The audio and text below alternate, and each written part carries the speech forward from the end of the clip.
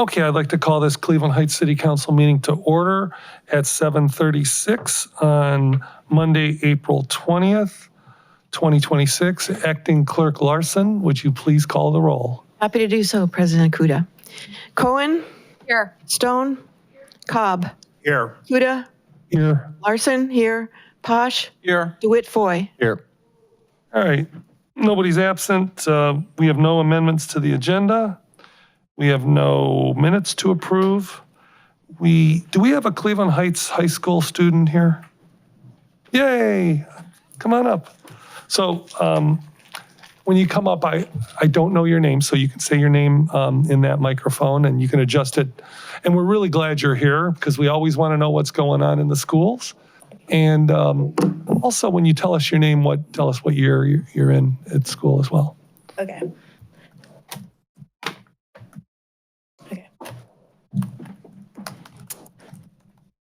Good evening, Mayor and City Council members. My name is Bailey Evans, and I am a 9th grader at Cleveland Heights High School. As a member of the superintendent student cadre, I am here to give a brief report about what's happening at Heights High. I am honored to be here. Thank you for this opportunity. First, I would like to tell you all about our athletic teams. Athletics wrapped up a successful winter season. Indoor track. The indoor track team had an impressive showing at the state meet. 4x200 boys, second place. Aiden, Sirius, Marquise, and Deani. 4x400 boys, sixth place. Aiden, Sirius, Harrison, and Marquise. 400 meter boys, sixth place, Aiden West. 3,200 meter girls, seventh place, Cassie Thompson. Girls wrestling. The girls wrestling had 2 representatives at the state tournament with both placing. Tamaya Bowie placed 6th and Chelsea Gibson placed 8th in their respective weight classes. Boys basketball. Boys basketball won a district final over St. Ignatius and advanced to the regional semifinals. This is their 2nd district final in 4 years. Heights Athletics looks forward to a busy spring season. Here are a few important events happening at Heights High.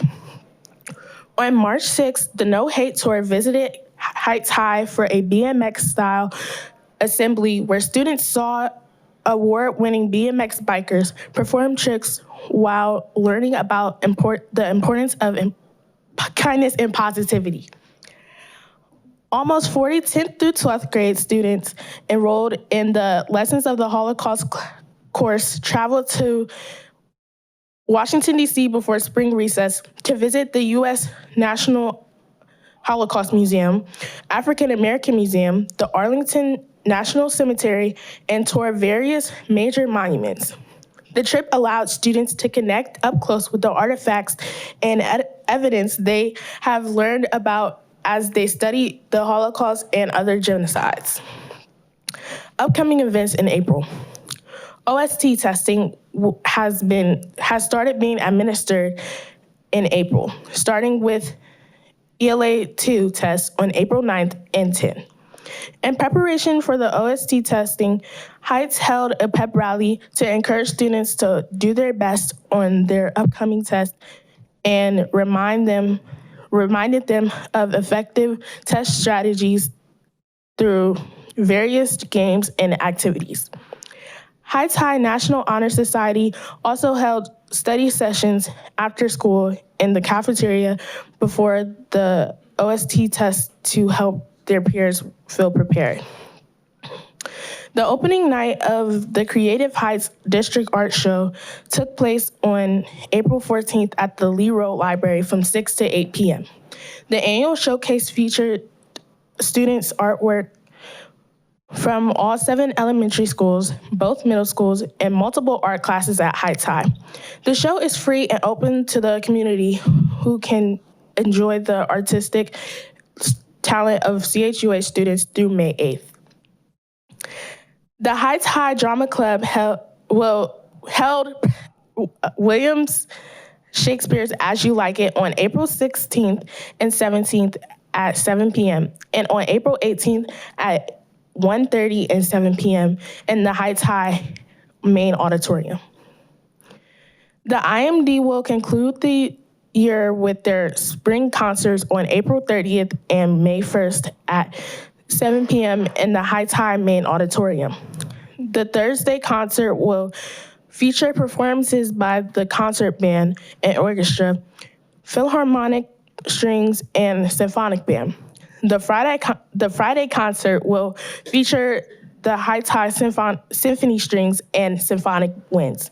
Both concerts have no cost for admission. Thank you so much for your time.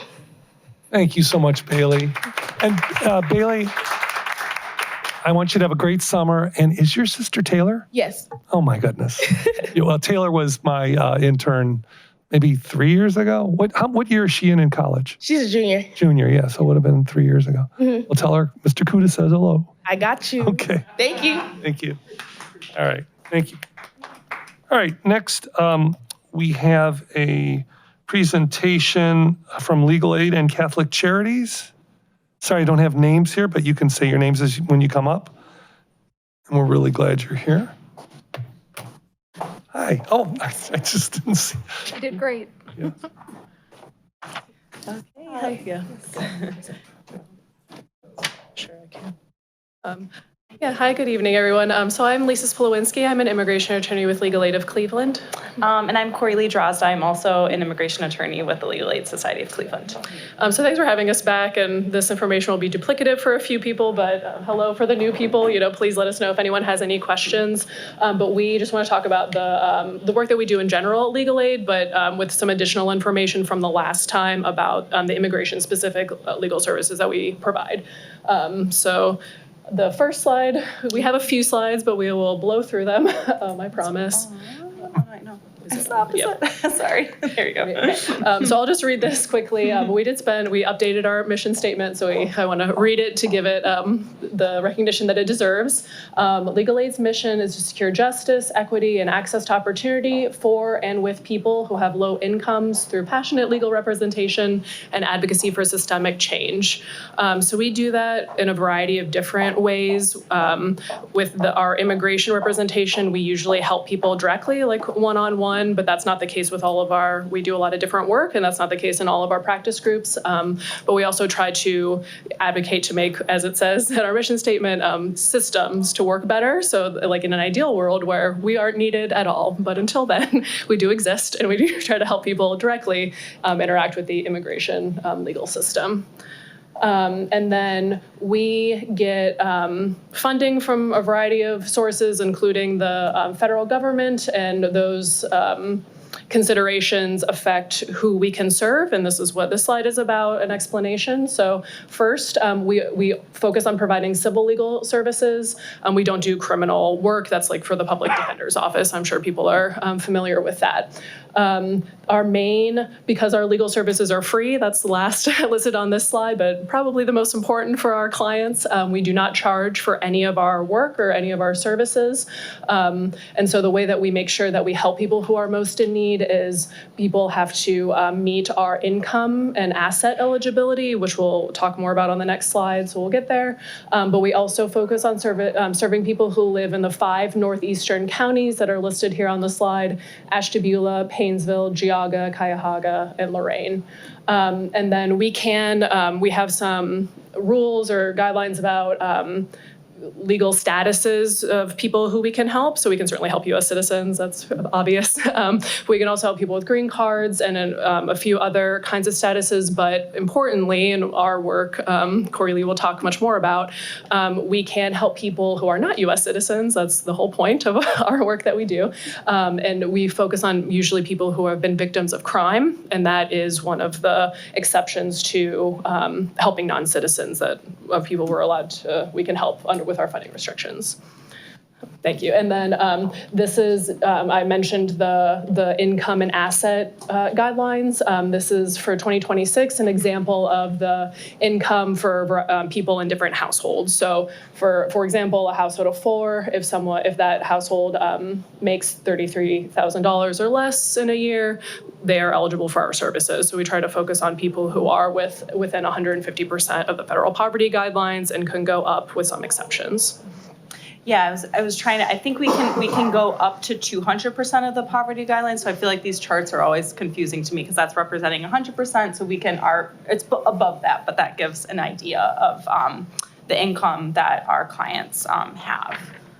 And so then, to focus more specifically on our immigration legal services, just, like all of our a variety of practice areas, they are subject to the same eligibility guidelines. So Lisa obviously touched on that, the income and assets, eligibility guidelines, then just some types of cases that we can and cannot take under our funding. And then also we set our own case acceptance guideline priorities. We wish that we could, but we cannot help as many people as apply for our services. There is a huge justice gap in that way, as I'm sure everyone here realizes. And so in our immigration legal services practice, we really focus on securing safety and stability for victims and survivors of crime, whether they've been victims of crime here in the United States or victims of violence and crime in their home countries, and they've come to the United States to seek protection from that harm. So those under their priority is safety. Those are a variety of immigration statuses that's really kind of our focus on what we help people apply for, and that is includes representing people in immigration court who are seeking those types of protection, but also in other contexts as well, affirmatively with a different immigration agency. And then we also do a lot of work to educate our clients in the community about their rights. And so we go to often sort of trusted community partner sites where our clients feel comfortable. They're often our non-citizen clients would often be fearful to go to just a large event that's advertised. So it's always, we find it's best to go to places where they trust and they feel comfortable and educate about their rights. And then also just generally we share resources with our community partners as well, who maybe they don't need a direct presentation from us, but are in a position to sort of share our resources. Next slide. And then this slide gives an idea of just kind of the variety of ways that we work to achieve our mission and work with our clients. So, direct representation, of course, but we can't serve everyone who applies for our services directly. So we host a lot of brief advice clinics in the community where someone can at least meet for, have a consultation essentially with an attorney to get an idea and kind of hopefully send that person on their way. We also help people prepare certain components of their cases themselves if we may not be able to provide full representation. And then, the last three kind of already had mentioned that we engage with community partners to sort of share information and resources. I think that, and then this is just information on how our the process works, how to get in touch with us for our to apply for our services. And this is for everyone, including people at Cleveland Heights, of course. Mm-hmm. The main ways are by phone. And then I think at the subcommittee meeting, we talked about our online intake, which is available on our website, obviously, but in English and Spanish so far. Can you talk a little bit about how busy you are? I know some people say sometimes, we tried to get, and they were really backed up and so forth. So we're busy. I'll start with that, and then Corey can elaborate. Yeah. I mean, just to give an example of that, like right now, we are currently not even able to like accept any new cases. So we're open for like our inter-office referrals. So say a client has a housing issue and we're helping that client with their housing issue, and they also have an immigration issue. We can help our clients with their immigration issue. We have a few other referral partnerships where we accept through there, but we're just so at capacity currently with our current, like we all manage a very large caseload, and those cases have become increasingly complex. And so, yes, we are hoping to reopen it soon, but yeah, we're very busy. Yeah, I'm sorry to give some numbers. I said we're busy. That's not helpful. That's just how it feels. Like Corley said, we both have around 60 to 75 clients that we help. Each one of us. There's 4 of us that are attorneys that do that work. But the issue that we've encountered in the past year or so is people's circumstances can change very rapidly and like get detained, for example, and then that client requires a lot of focus and time like immediately. But then we also still have our clients with their ongoing needs. So it's been difficult to balance that. And we've had some staffing changes, but yeah, we want to respond to the needs of the community. So that's always our goal. Are you able to go out to the detention centers that are not local to see a client? Great question. Thank you for bringing that up. So if we go back to our service area, there's a detention, or the Geauga County Jail has a contract with ICE, and that's in our service area, and we do accept cases, or we do help people who are detained in the Geauga County. Yep. Questions? Mayor? Anything? Okay. Thank you both so much. Really appreciate that. Really appreciate you waiting, too. All right. On to proclamations and honors. Oh, I'm sorry. I do not have a PowerPoint. I'm with Catholic Charities. My name is Allison Brown. I am the Associate Director of Immigration Legal Services for Migration and Refugee Services within the Diocese of Cleveland, but we also serve Youngstown, which addresses one of your questions because one of the largest detention facilities is out in Youngstown. So where do I begin? So we serve 8 counties in this diocese. We also go out to Youngstown, similar to what was just shared with legal. We do primarily the same work, honestly. I've been doing immigration law for 30 years, but I've only been with Catholic Charities for about 1 year. We do not charge fees for certain types of cases. We charge very low fees for some. We primarily focus on many of the same cases as legal aid just discussed. We talk all the time. We All do civil? What? All civil? All immigration. We only do immigration. Only immigration. Okay. We have a special program for kids in particular, either unaccompanied or our new project, which is sadly growing more rapidly than I would like, are children ending up in foster care because their parents are either removed or detained.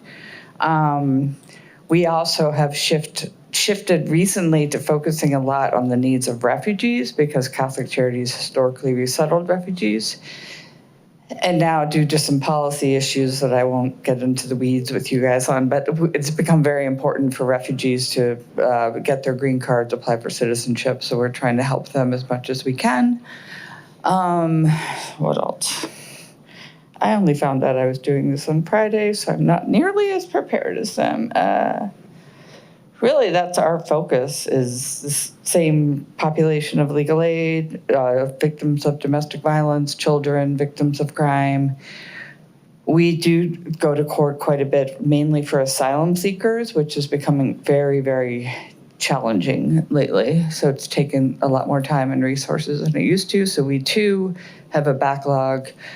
We are hoping to reopen taking new cases soon. Right now we're doing the same thing, brief advice clinics, so people at least have the correct information. Because the other thing we're trying to combat right now is there's a lot of what I call immigration scams out there, like people that will tell clients that if you pay them $10,000, they'll get you everything you want, which is not true.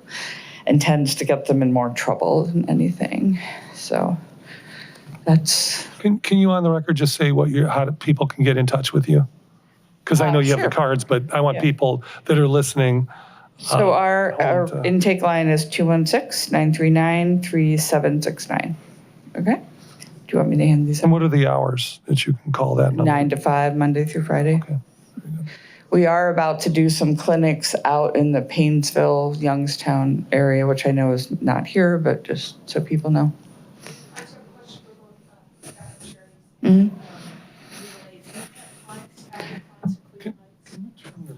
Oh, sorry.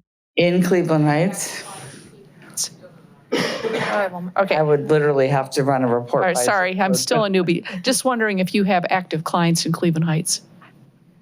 I would assume so, but I don't tend to run reports by like zip codes. I would have to look. But so one thing we are very interested in doing is more brief advice clinics to help people get to know what their situation is, what their options are in certain localities. So if you all have a locality that might want to host something like that, I'd be happy to talk to somebody. We've been doing them in Akron. We're about to do them in Paynesville. We can do it here too. Yeah, I'd just say similarly, we do have clients that live in Cleveland Heights, but I think, yeah, we don't know, like off the top of, I can think of some off the top of my head, but if anyone needs like those numbers, or we'd be happy to do that. Thank you. Any other questions for me? Well, thank you both, all three of you very much, and Mayor and Councilwoman Cohen for making this happen. Really appreciate that. All right, we're going to move on to proclamations and honors. Mayor?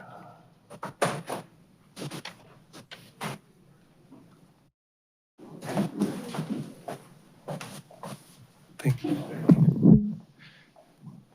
Thank you, Mr. President. This evening, we have a proclamation of recognition and excellence for the Lutheran East High School basketball team, and they are about to join us.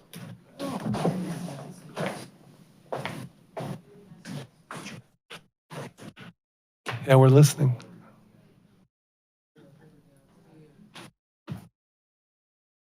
What'd you do, Coach? Text them? It's like, come on, guys, get out here.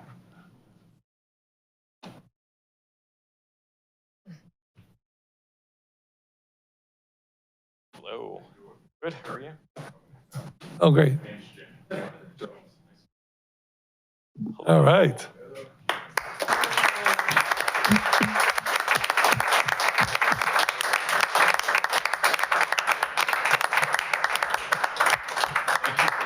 This evening. Congratulations. Would you like to begin by introducing yourselves? Sure, Here's absolutely. the microphone. Like to pass it along to everybody? Absolutely. Okay. Hi, everybody. I'm Anthony Jones. I'm the school's athletic director. Hi, everybody. I'm Sam Liggins. I'm the head boys basketball coach. I'm Davion Snowden, and I play for the team. I'm Devontae Perkins. I'm Bryce Irby. I'm John Sanders. I'm Dylan Ziegler. Ocho Davis. Chris Hill. Tyrone Harrison. Aiden Lipford. Randall Black. Will Felder, assistant coach. Ty Gator, assistant coach. Nice. So again, this is a proclamation of recognition and excellence for the Lutheran East High School basketball team. Whereas head coach Sam Liggins has demonstrated unwavering leadership, commitment, and excellence over the past 8 years, guiding his team with integrity, discipline, and a relentless pursuit of success. And whereas under Coach Liggins' leadership, the team has achieved an extraordinary record of accomplishment, securing 9 consecutive regional championships and 11 consecutive district championships, establishing a legacy of sustained excellence and a competitive dominance. And whereas the dedication, talent, and hard work of the student athletes have brought distinction and pride to their program and community. And whereas individual players have earned outstanding honors for their performance during the season, including Division V Northeast Player of the Year, Dylan Ziegler, Division V Northeast First Team, Dylan Ziegler, Chris Hill, Devontae Perkins, Division V Northeast Second Team, Ty Harrison, and Division V Northeast Third Team, Bryce Irby. Whereas Bryce Irby, a freshman, has demonstrated exceptional skill and promise early in his athletic career, earning well-deserved recognition among the players' top players. Now, therefore, let it be proclaimed that we proudly recognize and celebrate head coach Sam Liggins and the entire team for their remarkable achievements, dedication, and representation of excellence both on and off the court. Be it further proclaimed that this team's achievements serve as an inspiration to future generations, exemplifying the values of teamwork, perseverance, and sportsmanship. In witness, therefore, this proclamation is hereby issued in honor of their continued success and outstanding contributions. Hear, hear.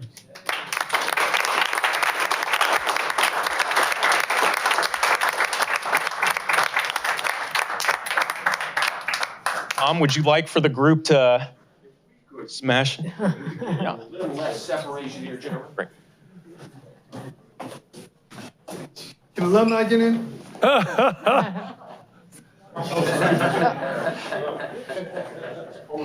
Right there.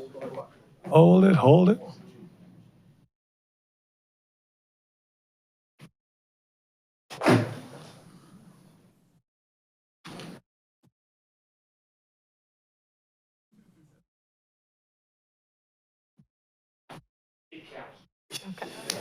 All right, so wait, before you go, who's the captain of the team? All right, Chris Hill. Can you give Chris the microphone? Chris, tell us how did you do it? Just with hard work and just coming in every day and working hard with 6 players. Was there ever any doubt? No doubt, no doubt. No doubt. Nobody. You guys knew it was gonna before the season starts. You know. Yeah, we knew what's gonna happen. So what do you call? Okay, so I've heard a three-peat. What do you call 4? Repeat. You don't have a name for that? Habit. That's a great habit. Congratulations, guys.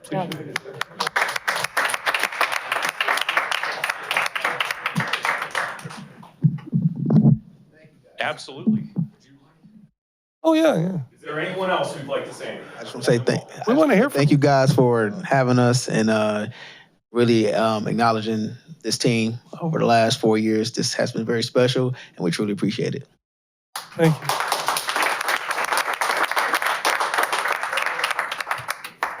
You are more than welcome to stay, or you could head home. If I were you guys. Yeah. All right. That's fantastic. That's our across the street neighbors. Who knew, right?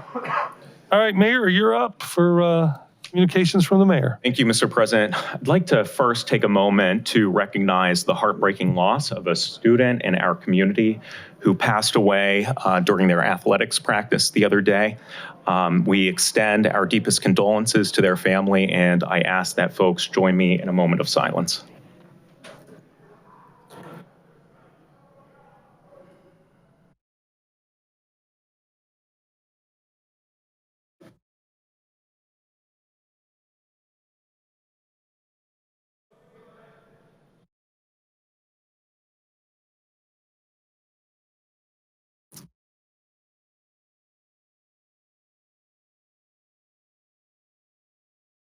Thank you. I'd like to take a few moments to talk about our roads. We just are not putting enough money into our roads. And so I'd like to again thank City Council for more than doubling our resurfacing budget for this year from 2.4 million to 5.1 million. Regarding potholes, I don't need to tell people that it's a serious problem. We typically have one crew out filling potholes. We are able to work with the team, and we now have 2 teams that are out there working full time. We're happy to add weekend shifts, but the reality is that There aren't many asphalt plants open on the weekend because there usually isn't much demand on Saturdays and Sundays. So we wondered if we could hire an outside contractor.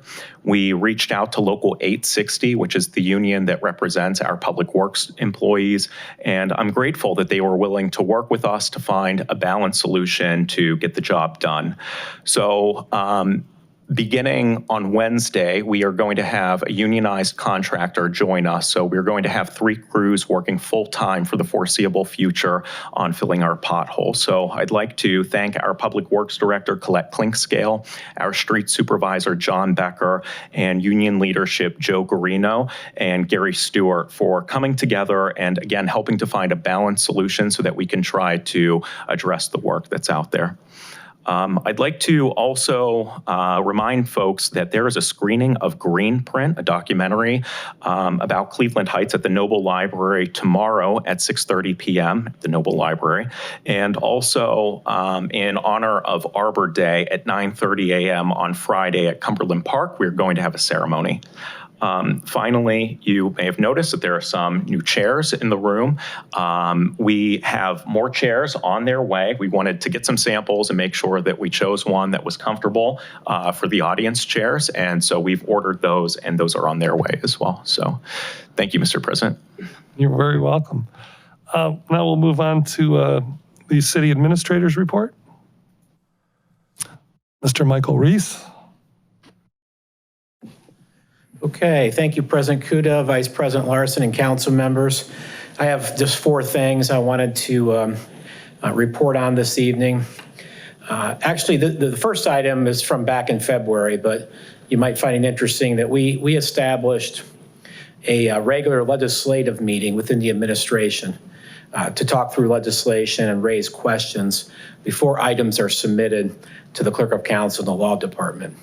And this has been very helpful to us, a real good tool, helpful for the mayor, the finance director, and me in being proactive on legislation and policy matters. That's number 1. Number 2, we had a meeting last week, the mayor and staff with Millennium Strategies to discuss how we can maximize grant opportunities going forward, something we're very focused on. Number 3, as the mayor just talked about, we worked with the mayor and Director Clinkscale and her staff on efforts to secure a 3rd pothole crew starting on Wednesday. And finally, number 4, which will be the longest part of my report, I coordinated with Public Works and the Planning and Development departments to move the Hillside Dairy Demolition Project forward, located at the Mayfield Noble intersection. Ever since I arrived 10 weeks ago, I've heard from the mayor and council members about the importance of moving forward with this demolition. I just want to cover the timeline for the project, and these dates are all tentative, except the mayor will be reading into the record tonight on April 20th, requesting permission to bid the project, requesting permission from the council to bid the project, and that includes abatement, demolition, and securing the site. After that, the rest of these dates are tentative, but I want to give you these tentative dates so you see what the next steps are. April 23rd and April 30th, we would advertise. This is all on the assumption of council supporting this, this effort. May 7th, we will open bids. Following May 7th, we will provide an update to City Council on next steps, which may take additional council action. We think May/June, there'll be a budget adjustment needed for project completion, the amount to be determined, and I'm going to come back to that in just a moment.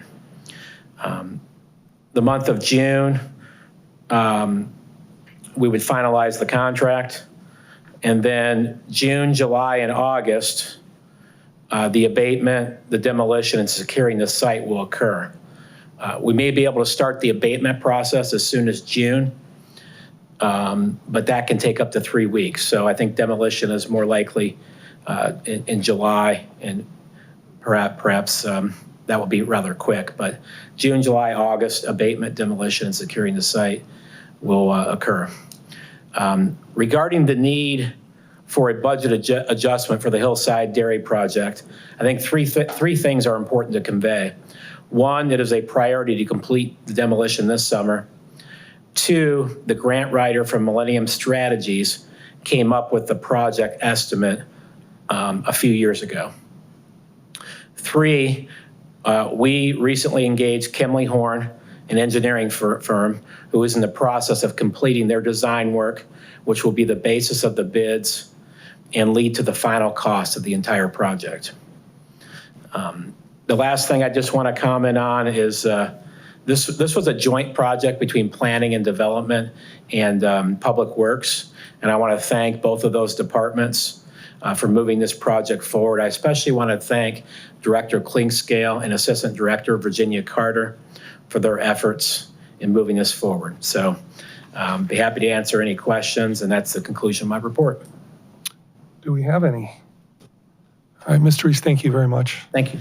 Mr. President, Yes. I apologize. I forgot to request permission to bid project 2603 Hillside Dairy Public Works Yard Improvements Project.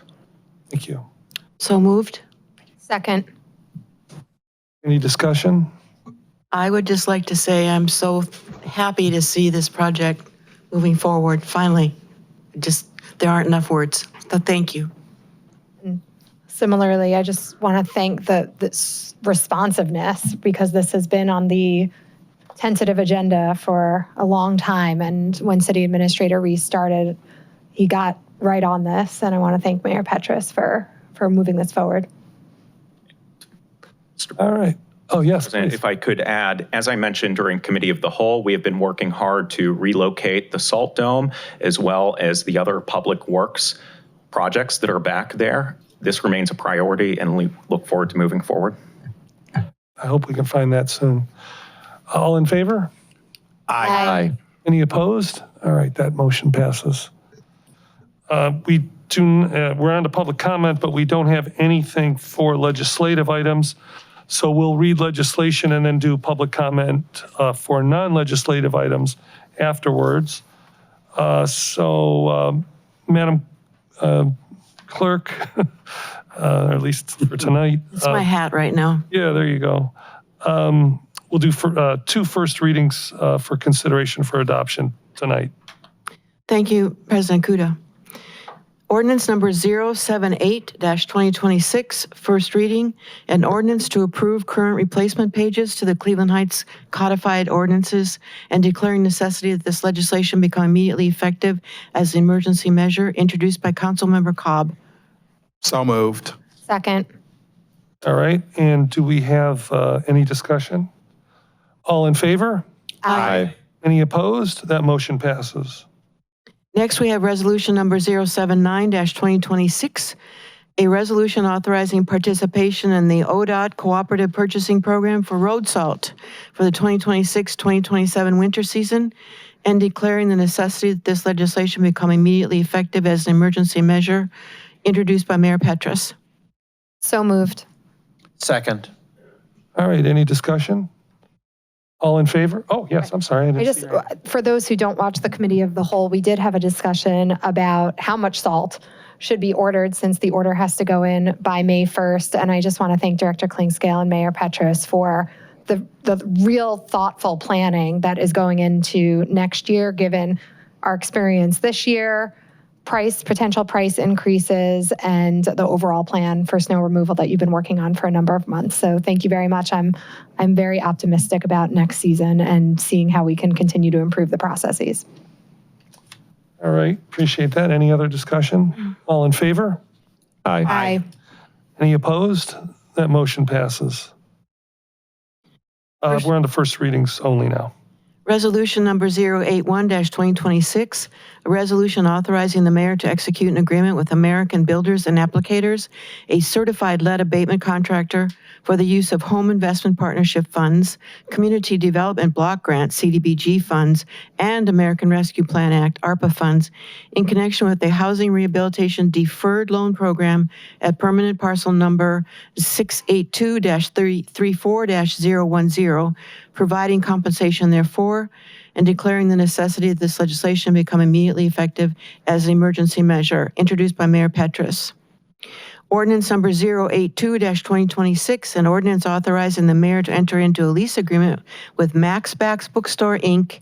for the lease of 1807 Coventry Road, and declaring the necessity that this legislation become immediately effective as an emergency measure, introduced by Mayor Petrus. Resolution number 083-2026, a resolution determining that support of the 2026 Heights Music Hop is in furtherance of a proper public purpose, authorizing a contribution of $7,500 to Future Heights, Inc. in support of the 2026 Heights Music Hop, and declaring the necessity that this legislation become immediately effective as an emergency measure, introduced by Council President Kuda. Resolution number 084-2026, a resolution determining that support of the 2026 Heights Tiger 5K and Fun Run is in furtherance of a proper public purpose, authorizing a contribution of $2,500 to the CHUH School District PTA in support of the 2026 Heights Tiger 5K and Fun Run, introduced by Councilmember DeWitt Foy. All right, and now on to second readings. There's two, we'll be voting on those. Resolution number 074-2026, a resolution authorizing the mayor to execute an agreement with Farnham Equipment Company for the purchase and installation of new ADA-compliant bleachers for the Forest Hill Baseball Complex, and declaring the necessity that this legislation become immediately effective as an emergency measure, introduced by Mayor Petrus. So moved. Second. All right, any discussion? All right, all in favor? Aye. Any opposed? That motion passes.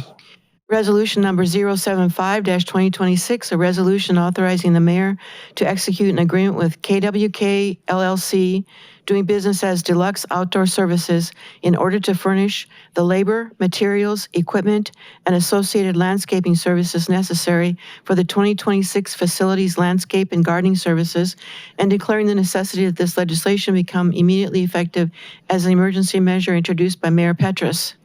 So moved. Second. All right, any discussion? All in favor? Aye. Any opposed? That motion passes.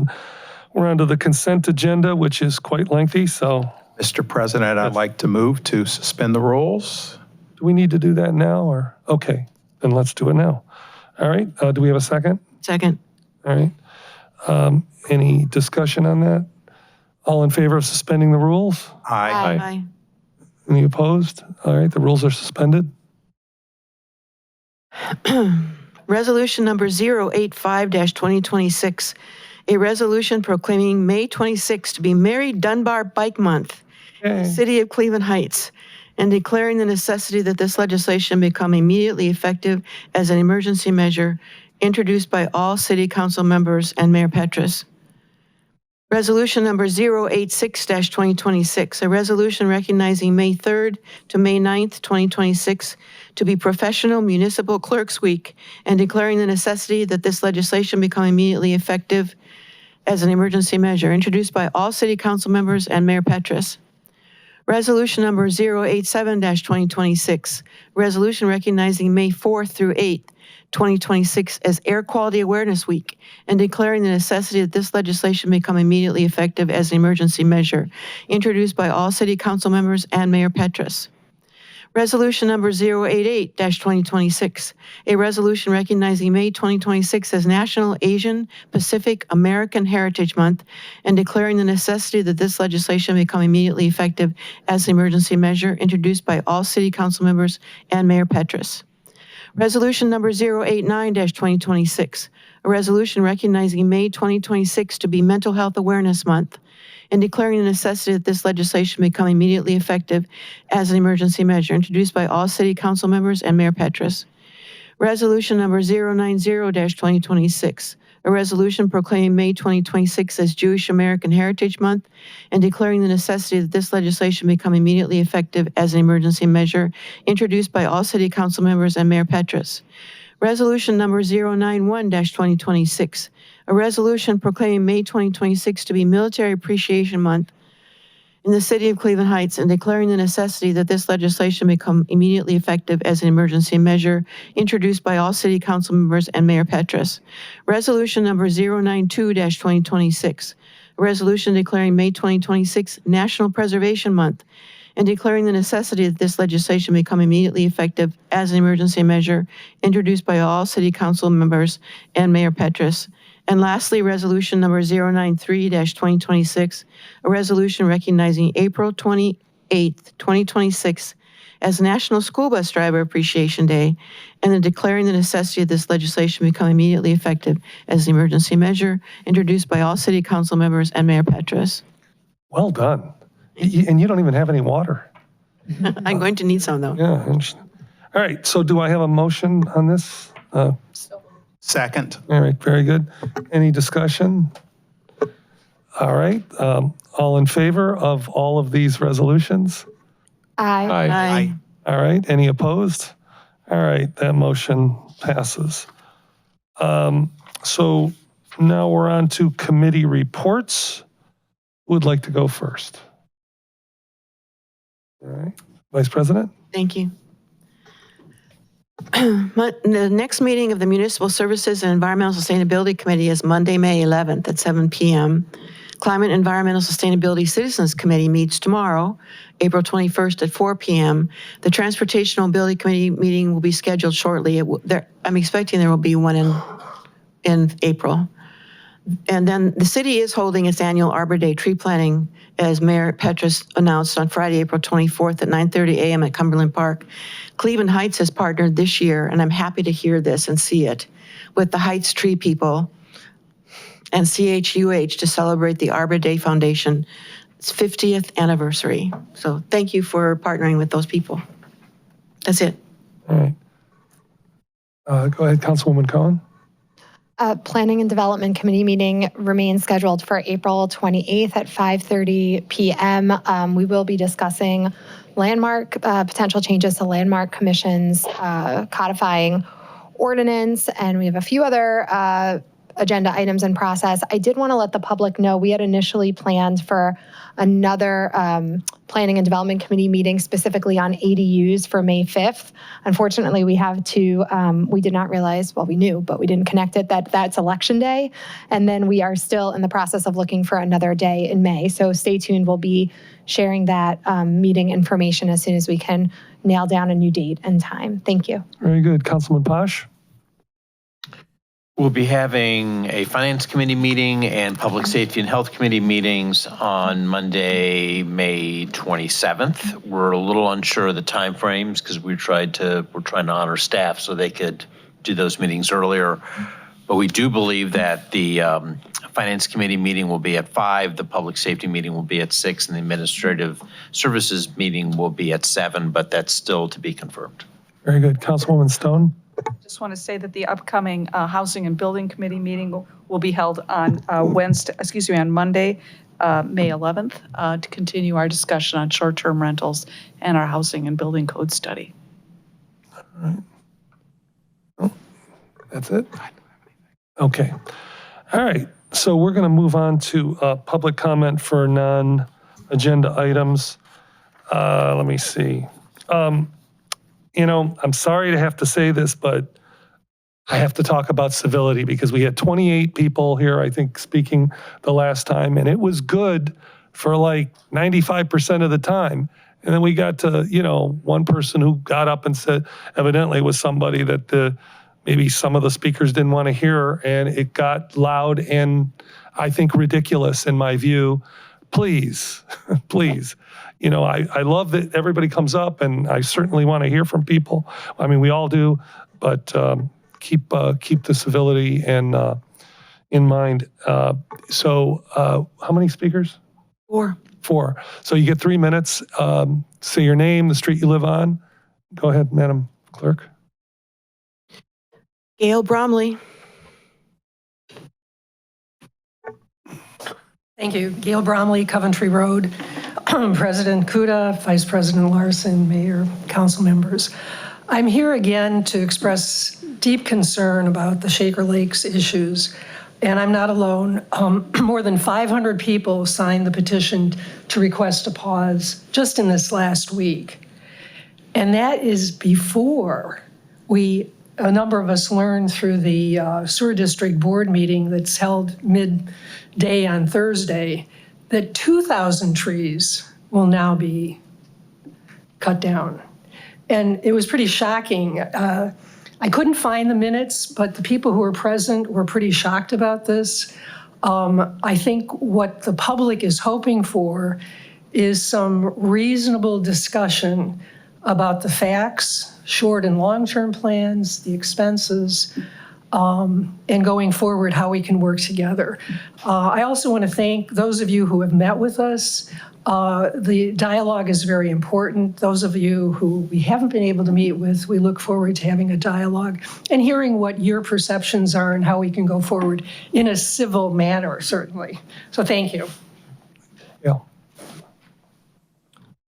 Jason Smith. Jason Smith, 3500 Nordway Road, Cedar, Taylor District. Dear council members, I am writing to express my strong opposition to Ordinance 75-2022, which is stated as a prohibition against so-called conversion therapy.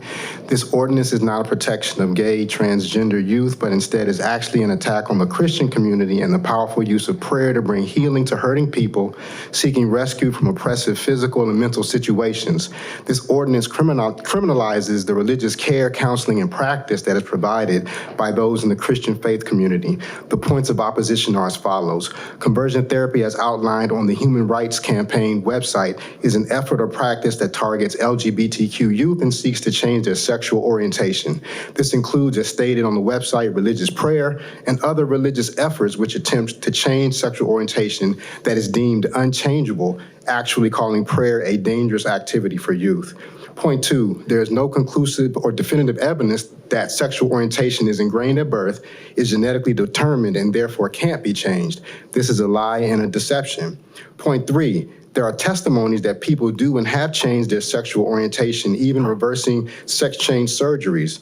Point 4, conversion therapy, which includes religious prayer, is deceptively cited as posing critical health risks to the LGBT youth, including confusion, depression, suicidal thoughts, high-risk sexual behaviors, and drug use, to name a few, when in fact there is evidence that the LGBTQ lifestyle itself is inherently associated with these critical health risks. Point 5, the U.S. Supreme Court recently sided with a Christian therapist challenge to the conversion therapy ban in Colorado. Point 6, there's no evidence of so-called conversion therapy having an impact on the LGBTQ youth community in Cleveland Heights, which required emergency legislation. In fact, Cleveland Heights as a city is and has been a haven for the LGBTQ community and is considered one of the most gay-affirming cities in the county. Point 7, this legislation was sponsored by the previous mayor who was removed from office for creating a toxic environment and for improper behavior, along with a former councilman who was not reelected by the citizens of Cleveland Heights. Cleveland Heights is called a place where all are welcome. In order to move forward as a community, this divisive legislation needs to be rescinded, and I encourage the council to immediately take action and repeal that ordinance. And I've given each of you a hard copy, and I will email you a digital copy by Wednesday. And over the next 3 weeks or so, I'd like to sit down with each of you personally and just hear your questions, your comments, and dialogue about that, but to work through this process. Thank you. Finally, Edgar Mitchell.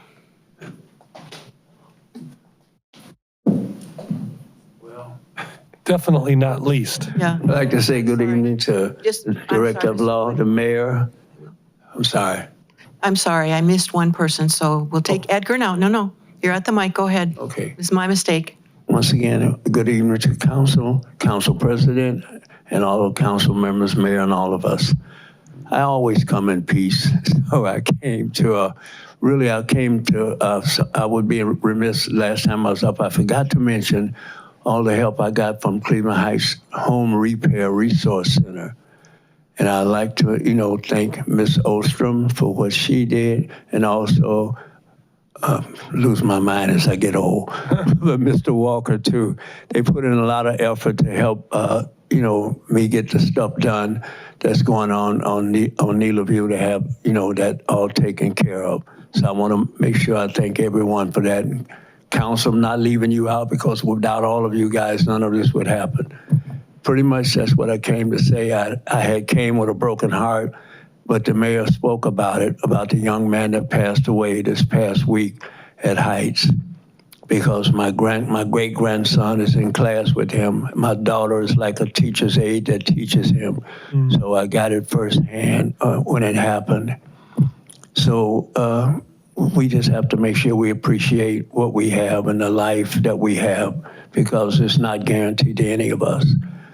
So I won't preach a sermon, but thank you. Have a good night. Thank you, Mr. Mitchell. Now, Christopher Wood, and I apologize.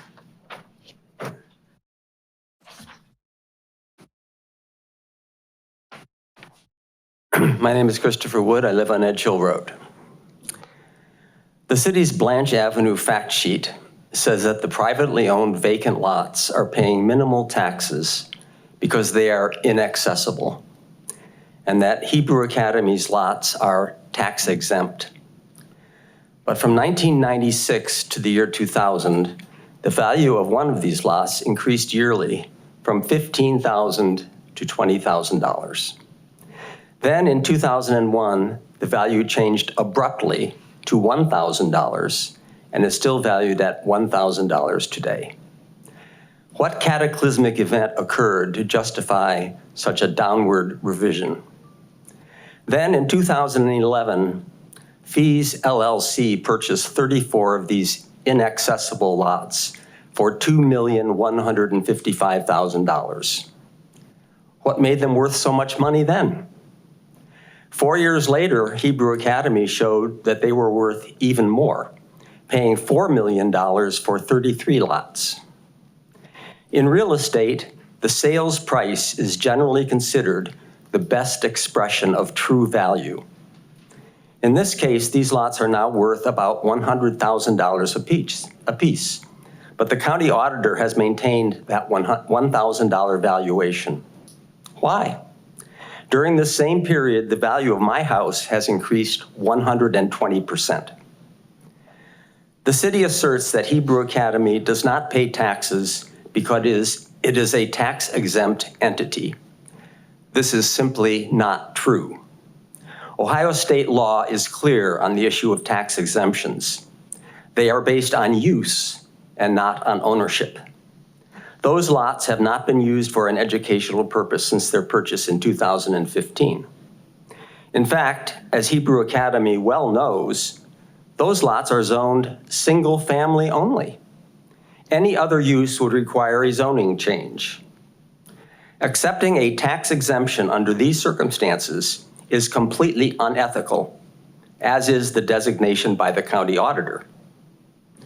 The city and the school board have been derelict in not going after the taxes that are owed based on the actual value of these properties, which by my calculation could be over $1 million. Hebrew Academy now plans to cash in on the sale of expensive homes whose owners won't pay their full taxes for 15 years.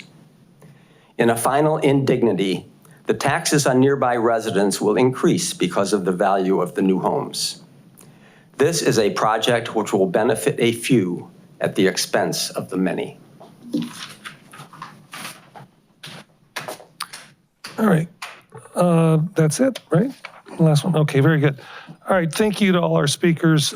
We do appreciate you coming up and sharing your views with us. We got old business. Do we have old business? Do we have any new business? Do we have any council member comments? Yes, I'll tell you what, Vice President goes first too often, so go ahead. Just a quick one from me, but I wanted to thank the mayor and the director of the Parks and Rec Department for making progress on a longstanding request to provide additional access to Dennison Field.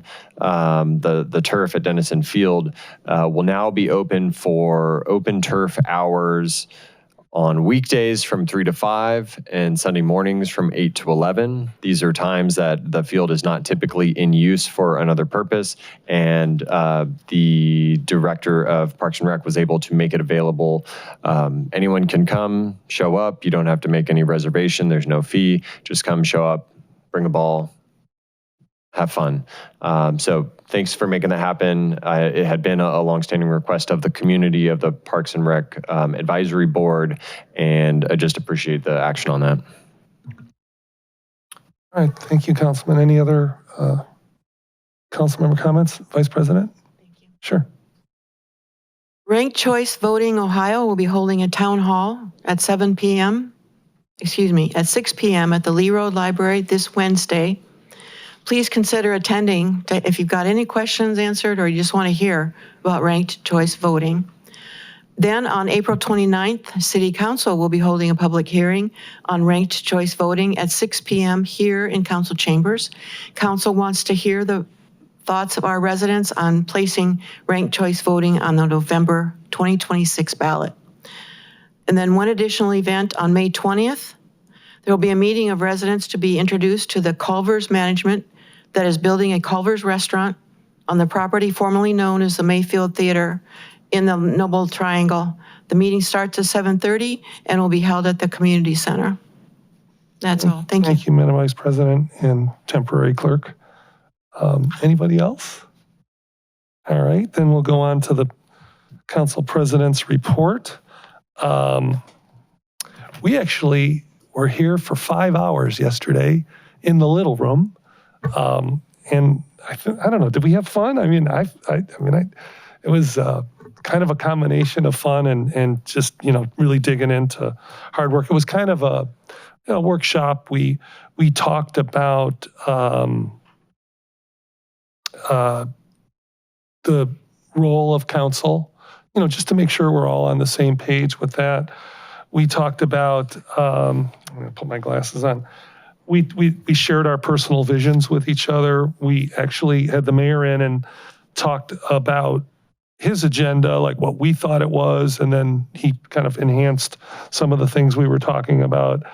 And then we spent a good deal of time discussing our individual legislative goals for 2026 and beyond, and kind of organize them.